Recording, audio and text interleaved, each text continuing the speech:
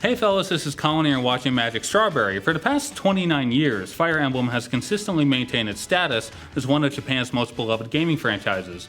The Fire Emblem games were released exclusively in Japan until the 7th entry in the series, in which it was made available worldwide.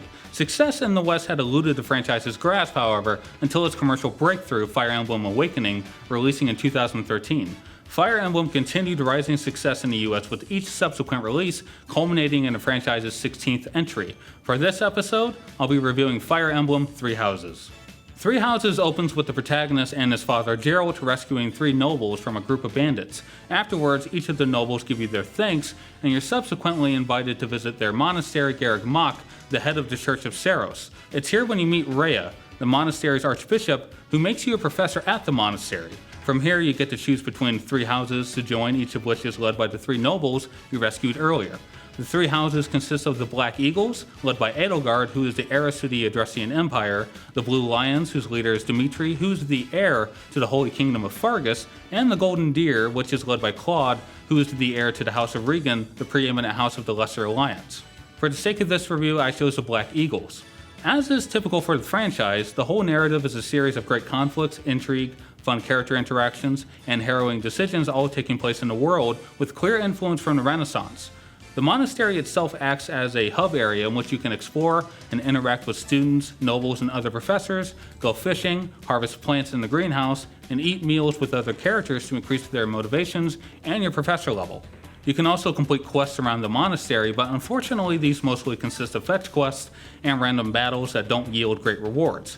There's also a support mechanic that allows for you or other students to engage in one-on-one conversations, and it's a great way to delve further and further into what exactly makes these characters tick, and to deepen your bond with them in general. Given the huge roster of characters, diligently interacting with each and every one of them could have easily been a repetitive and grating task, but it's all saved by their superb voice acting and writing that fleshes out every character and makes them feel real. And since you are indeed a professor, you give weekly lectures to your students to refine their stats so that they can be a force on the battlefield. Speaking of which, the combat mechanics are mostly consistent with what the Fire Emblem franchise has rolled with thus far, and it consists of a turn-based tactical combat approach in which you move characters along a grid-like system consisting of beautifully rendered maps. There's not one aspect of the combat that you can't control, and it's especially fun to watch each tactical decision capped off with entertaining banter and animations. You can also experiment with different lineups and do a little recon to see where you would like to send different characters.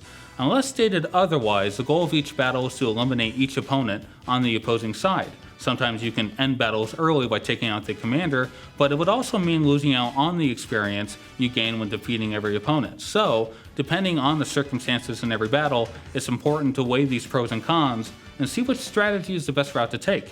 It's also important to balance the levels of each of your characters, so you'll probably find yourself setting up kills for lower leveled characters to fast track their progress. All in all, Fire Emblem Three Houses is an epic journey filled with amazing battles, visuals, character interactions, and other activities that makes it far too easy to become lost in for at least 40 hours per playthrough. This review is only reflective of the Black Eagles path, but there is also two other paths with the Blue Lions and Golden Deer, and a secret fourth path that I highly recommend playing through to experience all the different perspectives and characters. Fire Emblem Three Houses in all of its ambition surpasses all expectations, and it's truly a captivating experience you won't want to miss. I give it a 9.5 out of 10. Thanks for watching Magic Strawberry. Feel free to hit the like button down below, subscribe to our channel, and follow us on Twitter at ZTV Goofing Off. Please, we beg of you. See ya!